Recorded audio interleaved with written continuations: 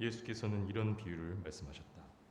어떤 사람이 자기 포도원에다가 무화과 나무를 한 그루 심었는데 그 나무에서 열매를 얻을까 하고 왔으나 찾지 못하였다. 그래서 그는 포도원지기에게 말하였다. 보아라, 내가 새해나 이 무화과 나무에서 열매를 얻을까 하고 왔으나 열매를 본 적이 없다. 찍어버려라. 무엇 때문에 땅만 버리게 하겠느냐. 그러자 포도원지기가 그에게 말하였다.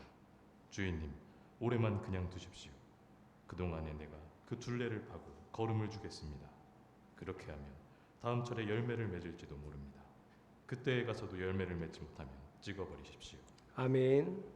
하늘에 계신 우리 아버지, 아버지의 이름을 거룩하게 하시며 아버지의 나라가 오게 하시며 아버지의 뜻이 하늘에서와 같이 땅에서도 이루어지게 하소서. 오늘 우리에게 일용할 양식을 주시고 우리가 우리에게 잘못한 사람을 용서하여 준 것 같이 우리 죄를 용서하여 주시고 우리를 시험에 빠지지 않게 하시고 악에서 구하소서. 나라와 권능과 영광이 영원히 아버지의 것입니다. 아멘. 내 아버지 그 품 안에서라는 말씀의 제목으로 은혜를 나누겠습니다. 우리 인사하겠습니다. 주님의 품 안에서 삽시다. 다윗의 이야기로 오늘 말씀을 시작하려고 하는데요. 다윗이 왕이 되었고 왕국도 이제 어느 정도 안정화됐습니다. 왕권도 강력해졌어요. 이 고대 시대에는 전쟁을 언제 하냐면 날씨를 보고 합니다. 이스라엘 같은 그 근동 지역에서는 우기가 끝나는 해부터 전쟁을 시작합니다. 우기가 끝나고 더 정복 전쟁을 하려고 하는데 이미 왕권도 강고해졌고 나라도 강건해졌으니 이제는 내가 안 나가도 되겠다. 다윗은 왕궁에 남아 있고 요압 장군을 필두로 다른 부하 장군들이 군사를 이끌고 정복 전쟁에 나섰습니다. 군인들이 정복 전쟁을 나가고 다윗은 할 일이 없어 왕궁을 이렇게 거닐고 있다가 또 이 고대 도시들은 왕궁이 가장 높은 곳에 있어요. 산꼭대기. 궁정에서 이렇게 내려다 보니 저 아랫집 테라스에서 한 여인이 목욕을 하고 있습니다. 그 순간 다윗의 안에서 잘못된 욕구가 불타오릅니다. 그래서 부하를 시켜서 신하를 시켜서 그 여인을 데리고 오게 하고 간음을 했습니다. 얼마 후에 소식이 들려왔는데 그 여인이 임신을 했다는 거예요. 자, 이제 자기가 간음을 했고 여인이 임신을 해버렸으니 자신의 잘못이 세상에 드러나게 될 위기에 처했습니다. 다윗이 이제 머리를 굴렸어요. 이거 어떻게 하면 좋을까? 그래서 그의 남편 우리아가 전쟁터에 나가 있었는데 우리아를 예루살렘으로 불러들입니다. 이 충직한 장군 우리아에게 술을 내리고 기가 막힌 칭찬을 하고 수고했다고 또 안아주고 그리고 이제 집으로 돌려보냈습니다. 집에 가서 오랜만에 아내를 만나 잠자리를 같이 하면 이제 그 여인이 임신한 그 아이를 자기 아이가 아니라 우리아의 아이라고 속일 생각인 거죠. 계획은 잘 맞아 들어간 듯 했지만 문제는 우리아였습니다. 우리아가 집으로 가지 않는 거예요. 다윗이 강권했습니다. 집으로 가라고 강권했는데 우리아가 이렇게 말합니다. 내 상관인 요압 장군은 전쟁터에서 지금 전쟁을 치르고 있고 내 부하 장군들과 병사들도 전쟁을 치르고 있는데 나만 어찌 편히 집에 가서 쉬겠느냐. 절대 그럴 수 없다고 왕궁에서 밤을 새우는 거예요. 우리아에게 뒤집어 씌우려고 했던 다윗의 계획은 숲으로 돌아갔어요. 자, 이제 어떻게 하면 좋죠? 문제가 생길 것 같은데. 그래서 이번에 우리아를 다시 전쟁터로 보내면서 우리아의 손에 봉인된 편지를 보냅니다. 가서 요압 장군에게 전달하라고 왕의 친서를 우리아의 손에 직접 들려서 보내는데요. 참 비참하게도 우리아가 들고 가는 그 봉인된 편지 안에는 이런 내용이 적혀 있습니다. 우리아를 다른 군사들과 적진 깊숙이 침투시켜라. 그래서 전쟁이 극렬해지면 얼른 다 빠져라. 우리아만 두고 군사들을 다 뒤로 물려라. 그래서 우리아를 죽게 하라는 거예요. 요압 장군이 그 편지를 받고 왕이 시킨 대로 똑같이 했습니다. 우리아는 전사했습니다. 겉으로 보면 다윗은 아무 짓도 하지 않았어요. 사람들은 우리아라고 하는 아주 좋은 사람이, 좋은 장군이 전쟁터에 나가서 적과 용감하게 싸우다가 전사했다, 이렇게 알고 있습니다. 그리고 그 여인이 뵌 임신한 아이는 죽은 우리아의 아이다 라고 말하면 되는 거죠. 이제 다윗이 범했던 범죄는 요압 장군 말고는 아무도 모르는 범죄가 되었습니다.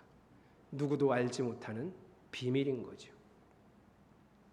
오늘 우리가 읽은 누가복음 13장 6절에서 9절, 제목은 열매 맺지 못하는 무화과 나무의 비유라는 이 비유는 이런 다윗 같은 놈이 들으라고 주시는 말씀입니다. 간음하고 살인한 다윗이 들어야 할 말씀입니다. 자신의 지위를 이용해서 연약한 사람, 부하 장군을 죽게 만든 다윗이 들어야 할 이야기죠. 자신이 동원할 수 있는 모든 것을, 모든 힘을 동원해서 여인을 간음하고 그의 남편을 죽인 다윗이 들어야 할 비유 이야기입니다. 그런데요, 예수님 이후로는 이 간음과 살인에 대해서 달라졌다는 걸 여러분이 혹시 기억하셨으면 좋겠습니다. 마태복음 5장에는 산상순, 예수님이 산에서 설교하신 내용이 있는데 거기에 살인에 대해서 이렇게 얘기합니다. 마태복음 5장 21절, 옛 사람들에게 말하기를 살인하지 말아라. 누구든지 살인하는 사람은 재판을 받아야 할 것이다 한 것을 너희가 들었다. 이게 무슨 소리죠? 율법에는 살인하지 말라는 하나님의 법이 있고 살인하면 반드시 재판을 받는다는 율법이 있다는 거예요. 그런데 22절, 그러나 나는 너희에게 말한다. 예수님은 그 율법을 재해석하겠다는 거예요. 어떻게 해요? 자기 형제나 자매에게 성내는 사람, 누구나 심판을 받는다. 성내는 사람이 살인한 자라는 거예요. 자기 형제나 자매에게 얼간이라고 말하는 사람이 살인자라는 소리예요. 누구나 공의회의 재판관이에요. 불려간다는 소리입니다. 또 바보라고, 헬라어로 라가라 하는데요, 바보라고 말하는 사람은 지옥 불 속에 던져질 것이다. 욕한다는 소리. 이제 예수님 시대 이후로는 누가 살인자입니까? 실제로 사람을 죽인 사람도 살인자지만 악한 말을 하여서 사람의 마음을 상하게 한 사람, 마음을 죽게 한 사람도 살인자라는 소리죠. 살인에 대해서만 예수님이 재해석하신 건 아니고요. 간음도 그렇습니다. 마태복음 5장 27절, 간음하지 말아라 하고 말한 것을 너희는 들었다. 율법이에요. 십계명에 있죠. 간음하지 말라. 근데 28절, 그러나 나는 너희에게 말한다. 또 예수님이 재해석하시죠. 여자를 보고 음욕을 품은 사람은 이미 마음으로 그 여자를 범했다. 실제로 여인을 간음한 사람만 간음한 자가 아니라, 강간한 사람이 아니라 마음으로 저 여인을 내가 음욕을 품고 그 여인을 본 사람도 강간한 사람이라는 거예요. 그래서 예수님은 뭐라고 강력하게 말하냐면 29절, 네 오른 눈이 너로 하여금 죄를 짓게 하거든 빼서 내버려라. 신체의 한 부분을 잃는 것이 온몸이 지옥에 던져지는 것보다 낫다. 그 눈이 범죄하거든 눈을 빼서 버리라는 거예요. 장애를 가지고 천국 가는 것이 온몸이 지옥에 빠지는 것보다 낫지 않겠냐, 이 얘기예요. 간음과 살인 이외에도 산상수훈에서는 우리의 범죄가 행위에 의한 결과가 아니라 우리의 마음과 생각의 문제까지 다루셨다는 걸 우리는 기억해야 합니다. 그러니 오늘 우리가 읽은 누가복음 13장 6절에서 9절은 다윗 들으라고 하시는 말씀인 것과 동시에 마음과 생각으로 죄를 범하고 있는 우리 들으라고 주신 말씀임을 기억해야 합니다. 그래서 오늘 비유를 이제부터 해석해 드릴게요. 자, 오늘 비유를 해석할 때 특별히 오늘 비유만큼은 이 비유만 달랑 딱 띄어서 해석하시면 곤란합니다. 아주 오역하기 쉬운 본문입니다. 그래서 오늘 비유는 어떻게 해석해야 되냐면 이 비유가 있기 전에 계속 이어져 내려오는 이야기하고 같이 연관지어서 해석해야 됩니다. 이거를 이 설교 시간에 다 하자니 좀 길어서 얼른 가겠습니다. 연관된 이야기가 뭐냐? 오늘 본문은 누가복음 13장 6절부터고요. 연관된 이야기는 12장 54절부터 있습니다. 54, 55, 56. 54절 뭐라 그래요? 구름이 서쪽에서 있는 것을 보면 소나기가 오겠다고 말하지 않느냐? 날씨, 하늘 보고 바람 보고 날씨 맞히지. 55절 또 남풍이 불면 날이 덥겠다고 너희는 말하지. 그러니까 바람 보고 날씨를 예측하지 않느냐? 56절 너희는 땅과 하늘의 기상은 분간할 줄 알면서 왜 이때는 분간하지 못하느냐? 쉬운 말로 하면 간단하게 요약하면 뭐예요? 너희는 날씨는 분간하는데 왜 이때는 분간할 줄 모르느냐? 이 얘기예요. 기억하세요? 이때가 뭔지 조금 이따가 알려드릴게요. 왜 이때는 분간을 못해? 그리고 이어지는 이야기가 57절, 58절, 59절. 57절 야, 너 뭐가 옳은지 몰라? 스스로 판단할 줄 알아야지. 58절 누가 너를 고소하면, 여러분 이건 억울한 일 당한 게 아니고요, 진짜 잘못한 거예요. 고소를 당했어요. 그래서 끌려가요. 그러면 끌려가는 도중에 뭐 하라고요? 이 나를 고소한 사람한테 용서를 구하고 배상을 하고 재판관 앞에까지 가지 말라는 거예요. 재판관 앞에까지 갔다가는 재판을 받을 거고 감옥에 갇힐 거니.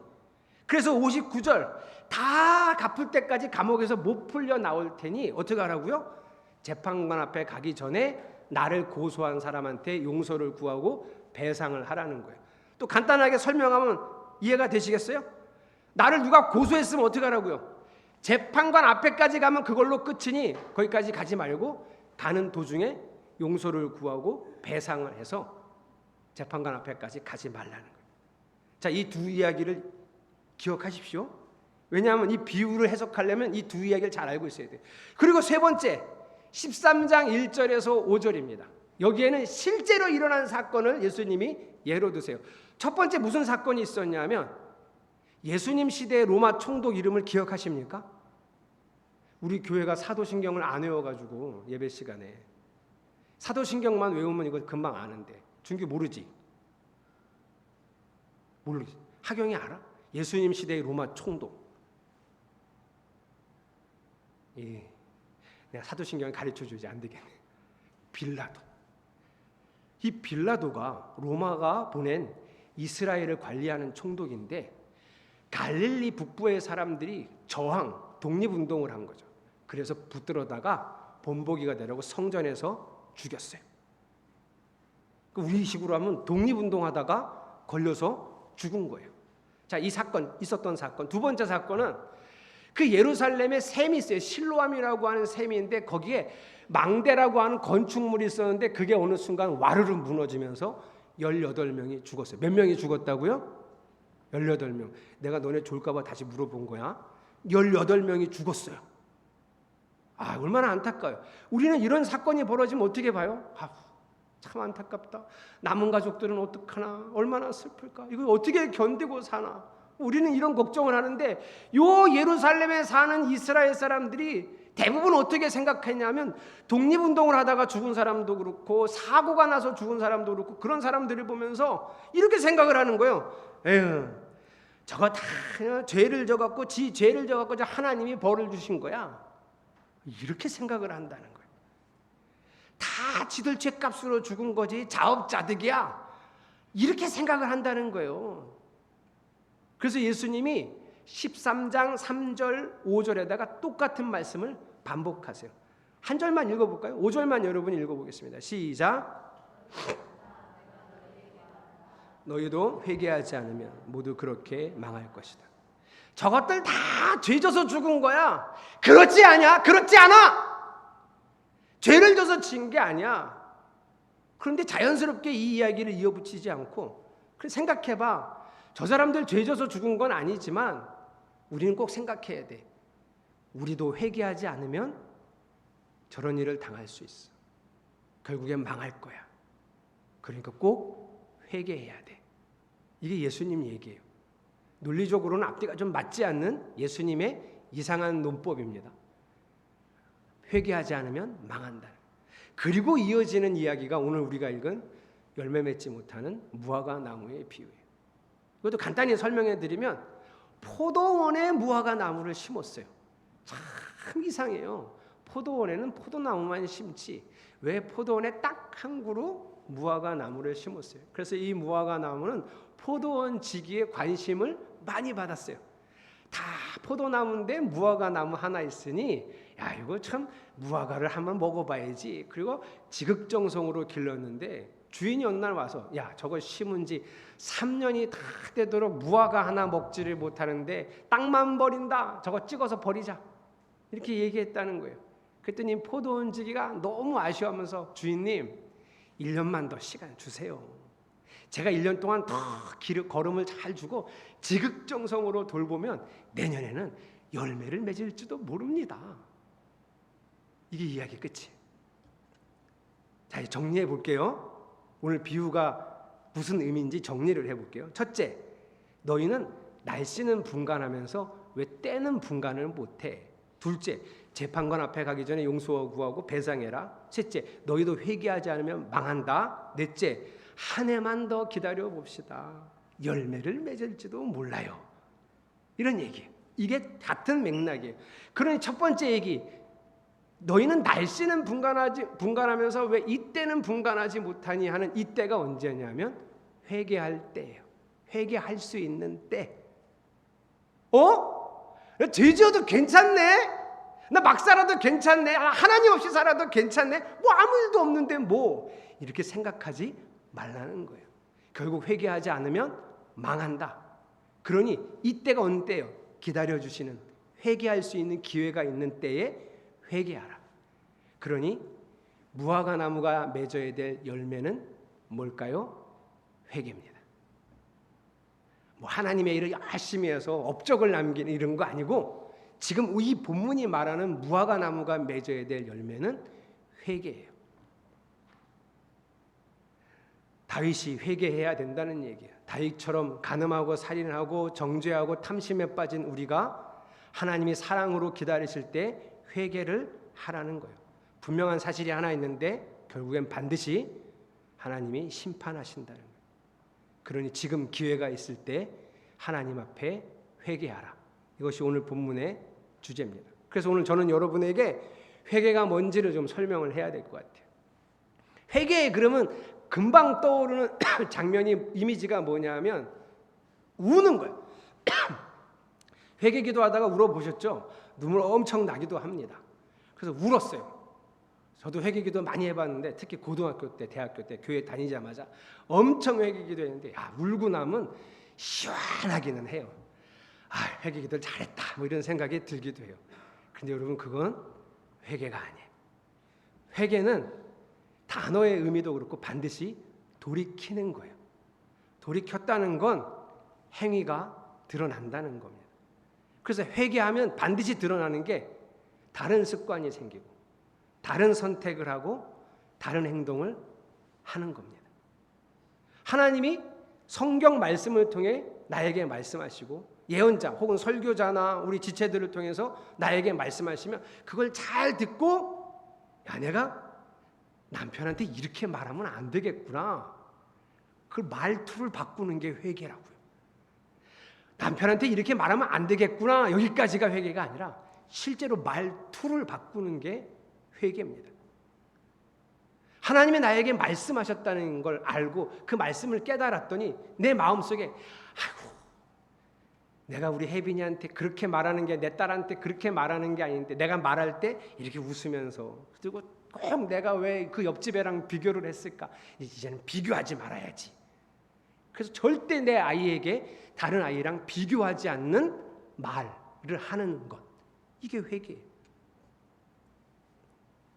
살다 보면 이건 분명히 맞는 말인데도 분명히 확실한 팩트인데도 어느 날은 그게 아닐 수 있어요. 예를 들어 볼게요. 제가 몇 주 전에 우리 준규 혜빈이를 데리러 갔습니다. 이제 운행을 해서 2부 예배 때 이제 오는 거죠. 1부 예배 마치고 이제 운행을 갑니다. 준규 혜빈이랑 은빈이를 태우고 아파트 입구에서 나와서 사거리를 도착을 했는데 자전거를 탄 할아버지가 이렇게 슉 기억나겠죠? 자기들 저기들 맞다고. 자전거를 타고 그냥 건널목으로 내려달려서 저랑 부딪힐 뻔했어요. 부딪히진 않았고요. 부딪힐 뻔했어요. 근데 할아버지가 너무 놀라셨어요. 그래갖고 놀라갖고 화가 이렇게 났어요. 그 자전거 세울 때 몸에 벌써 화가 난 몸이 느껴지는 거 알죠? 자전거를 세우는데 화가 무지 나셨어. 그래갖고 제 앞으로 막 차 앞으로 이렇게 걸어오시는 거예요. 그래서 제가 창문을 내리고 어르신 제가 죄송합니다. 어르신 죄송합니다. 이렇게 얘기했어요. 근데 여러분 교통법규로 보면 제가 잘못했을까요? 그 할아버지가 잘못했을까요? 그 건널목은 빨간불이었어요. 그리고 빨간불일 땐 자전거는 절대 건너면 안 되고 혹시 건너야 되면 어떻게 건너야 되죠? 자전거에서 내려서 자전거를 끌고 그 할아버지 잘못했어요. 그러면 제가 할아버지 화내지 마시고요. 할아버지가 잘못하셨네요. 아니 빨간불인데 왜 그걸 타고 건너셨어요? 어이구 타고 건너시면 어떡해요? 내리셔서 이렇게 끌고 건너셔야죠. 할아버지 잘못하셨네요. 내가 그랬어요? 아니죠. 왜요? 그 할아버지는 화가 났어요. 제가 얘기해도 듣지 않으실 거예요. 그래서 제가 어르신 제가 잘못했어요. 어우 큰일 뻔하셨네. 많이 놀라셨죠? 아유 죄송합니다. 이러고 왔어요. 이게 맞나요? 제가 잘한 건가요? 여러분 항상 똑같지 않아요. 어느 날은 제가 맞았을 수도 있어요. 어느 날은 진짜 잘 설명해 드려야 될 날도 있어요. 왜 안 그랬다간 그 할아버지는 계속 신호등을 건널목은 그렇게 건널 테니까. 항상 맞지 않다는 거예요. 회개는 한 번 잘해서 구원받는 게 아니에요. 회개는 그때그때 하나님이 주신 말씀을 통해 각각 다른 상황에서 이건 분명히 내가 맞다고 여기는 것도 다르게 하는 거예요. 한 번 잘 회개하고 구원에 이르는 것이 아니라 매번 잘 회개하여 구원을 이루어가는 것입니다. 또 한 가지 예를 들어볼게요. 아이를 기르래요. 우리 둘째 기르던 얘기를 해볼게요. 우리 가연이는 우리 집 아이들 중에 사춘기가 가장 유별난 아이입니다. 앞머리를 길러서 이렇게 내리고 다녔고요. 교회 와서도 저 구석에 앉아서 머리를 내리고 항상 누구에게 얼굴을 보여주지 않았습니다. 집에 가면 자기 방 가장 구석된 곳에 거기서 뭔가를 가리고 거기 숨어 있었어요. 어떻게 하면 좋을까요, 여러분? 우리 아이들을 기를 때 가연이는 어떻게 기르면 좋을까요? 그래 부모들이 이렇게 생각해요. 가연이 같은 애는 약간 센서티브하고 또 그런가 보면 또 어느 날은 또 막 이렇게 들떠갖고 거의 쟤가 미쳤나 이럴 정도로 갑자기 막 이렇게 흥분해갖고 막 이렇게 나대니까 저 어떻게 기르지? 그래서 우리 가연이는 이렇게 길러야 돼. 우리 승연이는 이렇게 길러야 돼. 저 같은 부모가 그렇게 생각을 한다는 거예요. 여러분 정말 맞아요? 한 아이를 길러도 그때그때 하나님께 물으며 회개하며 길러야 됩니다. 얘는 이렇게 기르기로 작정을 한 거예요. 내가 똑같은 아이라도 6살 때 다르고 4살 때 다르고 8살 때 다르고 10살, 12살, 13살 때 달라요. 그럼 부모는 어떻게 해야 돼요? 하나님께 물으며 내가 기르던 방식에 대하여 회개하고 하나님이 주시는 말씀을 통해서 이 아이에게 맞는 방식을 매번 찾아가는 것. 이게 회개예요. 우리는 한번 옳다고 여기면 그냥 계속 밀어붙여. 나는 절대 아이한테 야단치지 않을 거야. 이렇게 생각하시는 부모님도 여기 계시죠? 나는 절대 큰 소리 치지 않을 거야. 그게 맞나요? 아니요. 어느 날은 기도하고 하나님 말씀 앞에 비춰서 매도돼야 돼요. 성경에 매대라는 얘기가 왜 있을까요? 또 저처럼 또 줄창돼야 돼. 이것들은 아주 두들겨 패야 돼. 제가 우리 승현이를 많이 때렸거든요. 그것도 안 돼요. 아이를 하나, 둘, 셋 아이를 길러가면서 그때그때 하나님이 주시는 마음으로 나는 분명히 이게 맞다고 생각했지만 오늘은 이게 아니구나. 하나님, 제가 오늘은 하나님의 말씀을 따라서 주시는 마음을 통해서 아이를 기르는 방식을 오늘은 또 바꿔서 하나님 말씀에 순종하며 길러가겠습니다. 이게 회개라고요. 그냥 매일 후회하고 울고 하나님 잘못했어요, 이것만 회개가 아니라 방식을 바꾸는 거예요. 선택을 바꾸는 거예요. 이런 반복된 회개를 통해서 내 마음대로 살려는, 내 뜻대로 살려는 그 본질을 돌이키는 것. 본질은 뭐죠? 내 뜻대로 사는 게 아니라 하나님의 통치를 받겠다는 자리로 옮겨가는 게 회개입니다. 매번 뭘 잘못했나를 찾으려 하지 마시고 내가 지금 하나님을 따라가고 있나, 하나님의 말씀에 순종하려는 삶을, 그 마음을 가지고 있는가를 되돌아보는 것이 회개입니다. 그러면 아까 그 다윗은 어떻게 했죠, 여러분? 완전 범죄였는데 우리아도 죽었고 이제 아는 사람이 없어요. 요압만 입을 다물고 있으면 아무도 모릅니다. 다윗은 어떻게 됐을까요? 하나님이 시골에 무명의 선지자를 다윗에게 보냅니다. 이름은 나단입니다. 다윗 입장에서는 어디서 굴러먹다 온 놈인지도 모르는, 저게 진짜 선지자고 하나님의 사람인지도 모르는 진짜 무명의 사람을 다윗에게 보내죠. 그리고 다윗에게 하나님의 뜻을 전합니다. 다윗의 반응이 중요한데요. 다윗이 그 이야기를 듣고 곧바로 자기 침상으로 들어가 성경 표현에 의하면 그 침상이 썩도록 울며 기도했다. 그 기도문이 시편 51편인데요. 주여 나를 버리지 마세요. 주님의 우슬초로 나를 씻기소서. 내가 정하겠습니다. 내가 깨끗해지기 원합니다. 주님 나를 버리지 마세요. 이런 기도문이 있습니다. 내가 다윗이었으면 여러분 어떻게 하셨을까요? 아무도 모르는데 어디서 알지도 못하는, 저게 진짜 하나님의 사람인지도 모르는 놈이 와갖고 너 죄졌지? 이렇게 얘기하면 여러분이 다윗이었으면 어떻게 하셨을까요? 제가 다윗이었으면 몰래 불러서 죽였겠죠. 아무도 모르는데.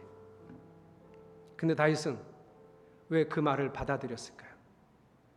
오늘 주제로 하면 왜 회개했을까요? 다윗은 나단이 얘기할 때 기억을 되살렸기 때문이에요. 무슨 기억이냐면 하나님이 나를 이렇게 잘 알고 나를 이렇게 사랑하신다는 바로 그 기억입니다. 나의 평생의 선하심과 사랑하심이 늘 한 번도 나를 떠난 적이 없다는 걸 다시 기억해냈습니다. 내가 사망의 음침한 골짜기에 다닐 때 우리 하나님이 지팡이와 막대기로 나를 보호하셨다는 그 사실을 기억해냈습니다.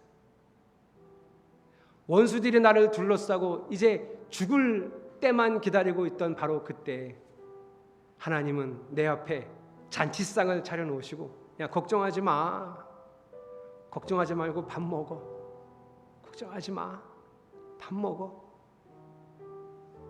이렇게 나를 위로하시고 지켜주시던 그 하나님이 다시 떠올랐기 때문에 가장 비참한 순간, 나처럼 비참한 인생이 어디 있을까? 가장 비참하다고 느끼는 그 순간에도 나를 가장 귀하게 여기셨던 그 하나님을 떠올렸기 때문에, 그래서 나단을 죽이지 않고 침상에 썩도록 울었습니다. 다윗은 깨달았을 거예요. 내가 어쩌다가 이렇게 무너졌을까? 어쩌다가 이런 죄를 지었을까? 골리앗이 있었을 때도 이런 죄를 짓지는 않았는데, 인생의 가장 큰 위기라고 할 수 있는 그 골리앗 앞에 있을 때도 나는 하나님 안에 있었는데, 사울이 나를 죽이려고 그렇게 쫓아다녀서 골짜기를 도망다니며 너무나 비참한 삶을 살아갈 때도 내가 하나님을 떠난 적이 없는데, 내가 어쩌다가 가장 좋을 때, 가장 완벽할 때, 가장 풍성할 때 하나님을 버렸는가? 그래서 다윗은 이제 하나님 앞에 나아가 회개하면 대가를 치러야 돼요. 혹독한 대가를 치러야 됩니다. 이 죄에 대한 혹독한 대가를 치를 것이지만 대가를 치러서라도 돌아가고 싶은 곳이 있었어요. 바로 하나님 아버지 그 품 안입니다. 내 아버지 그 품 안에 거하고 싶었어요. 죄 안에 거하던 내가 내 아버지 그 품 안으로 거하고 싶었어요. 저는 여러분에게 복음은 하나님의 다스림을 받는 것이라고 설명해 드렸습니다. 오늘은 하나님의 통치, 하나님의 다스림을 다른 표현으로 말씀드리고 싶어요. 그것은 하나님의 품 안에 거하는 겁니다. 그게 하나님의 다스림이에요. 내가 하나님 품 안에 거하고 싶습니다. 그게 회개예요. 아버지 품 안에 거하고자 하는 마음이 회개입니다. 그래서 저는 오늘 여러분하고 부를 찬양을 고르고 이 찬양 안에서 회개라는 단어를 어떻게 표현했는지를 찾아냈어요. 이 찬양의 가사는 계속 회개라는 단어가 나오는데요, 표현을 달리합니다. 그 품 안에서 내 영혼은 안전합니다. 이게 회개예요. 주 손길로 내 삶을 안으시니 이게 회개예요. 주님이 주시는 평강의 옷을 입습니다. 이게 회개예요. 내 뜻보다 크신 주님의 계획을 신뢰합니다. 이게 회개예요. 두려움 다 내려놓고 주님만 의지합니다. 여러분 저를 따라해 보세요. 주 안에서 내 영혼 안전합니다. 이게 회개예요. 주님의 다스림 안으로, 주님의 품 안으로, 주 안으로 들어가는 것. 내가 죄를 따라가고 세상을 따라가던 그 삶의 방향을 돌이켜서, 내 쾌락을 따라가던 삶의 방향을 돌이켜서 주님의 품 안으로 가는 것, 그것이 회개입니다. 사랑하는 성도 여러분, 회개의 삶을 삽시다. 주님의 품 안에서 주님이 주시는 평강의 옷을 입고 주님만 의지하면서 우리 안전하게 삽시다. 이 찬양의 가사로 함께 찬양하며 고백하고 결단하는 시간이 되시기 바랍니다.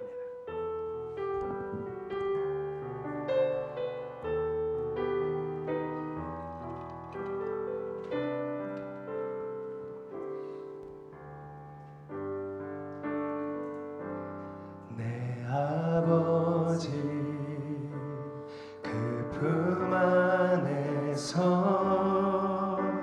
내 영혼은 안전합니다. 주 손길로 내 삶을 안으시니 그 평강이 나를 덮습니다. 나 비록 넘어지며 흔들리지만 주 내 안에 거하며 나를 붙드시니 내 생각을 주께로 돌리고 주시는 평강의 옷을 입습니다.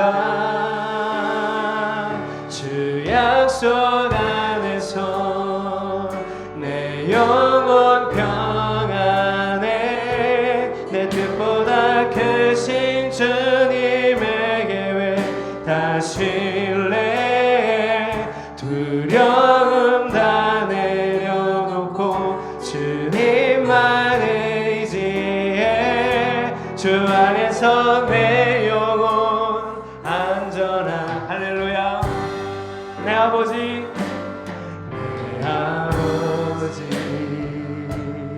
그 품 안 내 영혼은 안전합니다.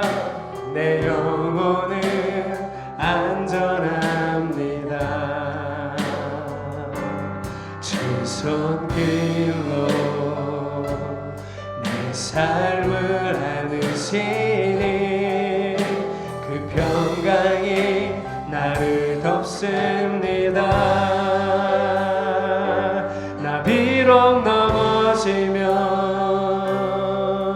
흔들리 주 내 안에 거하며 주 내 안에 거하며 나를 붙드시니 내 생각을 주께로 돌리고 주시는 평강의 옷을 입습니다. 주 약속 안에서 내 영혼 평안해 내 뜻보다 크신 주님에게 왜 다실래 두려움 다 내려놓고 주님만 의지해 주 안에서 내 영혼 안전함 주 약속 안에서 내 영혼 평안해 주 약속 안에서 내 영혼 평안해 내 뜻보다 크신 주님에게 왜 다실래 두려움 다 내려놓고 주님만 의지해 주 안에서 내 영혼 안전함 두려움 다 내려놓고 두려움 다 내려놓고 주님만 의지해 주 안에서 내 영혼 안전함 주 안에서 내 영혼 주 안에서 내 영혼 안전합니다. 주 안에서 내 영혼 안전합니다. 주님, 내가 매일 회개의 삶을 살기 원합니다. 주님의 품 안으로, 주의 다스림 안으로 매일매일 다시 들어가기 원합니다. 우리 통성으로 기도하겠습니다. 하나님, 나는 내 뜻이 옳은 대로 살아갑니다. 마땅히 그래야 합니다. 하나님, 저는 마땅히 우리가 옳은 대로 살아가야 한다고 믿습니다. 그래서 내가 옳다고 여기는 대로 살아가지만 하나님, 나는 연약한 인간이라 또 어느 순간 한쪽으로 치우치고 또 어느 순간 옳다고 여겼던 것이 죄인지도 모르고 따라가는 아주 연약한 사람이라는 것을 인정하기에 주여, 나는 회개합니다. 주의 뜻 안으로 다시 돌이킵니다. 주의 품 안으로 다시 돌이킵니다. 주의 말씀 안으로 나를 돌이킵니다. 하나님, 매일매일 하나님 한 번의 회개로 구원에 이르는 것이 아니라 매일매일 하나님 앞에 다시 그 품 안으로 돌아가, 가장 안전한 품으로 돌아가, 가장 행복한 품으로 돌아가, 하나님 안으로 돌아가, 그 안에서 하나님과 함께 살기 원합니다.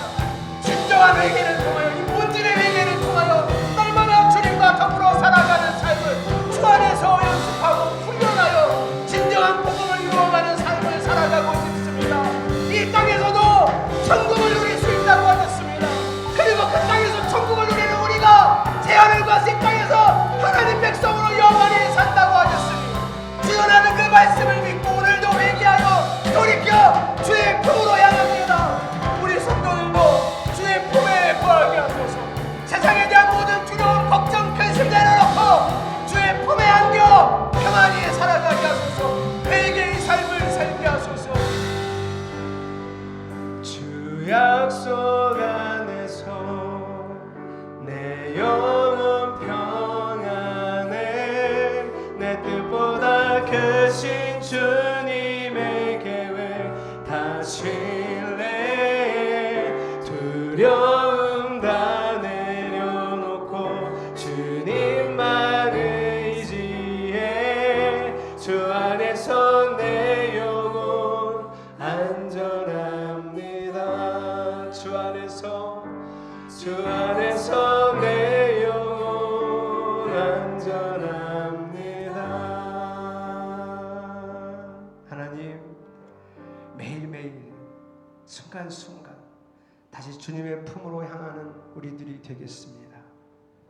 세상 걱정, 근심, 두려움 다시 주님의 품으로 향하여 그 품 안에서 내려놓고 주님만 의지하며 주님만 사랑하며 하나님, 날마다 그 회개의 삶으로 행복과 만족 누리기를 소망합니다.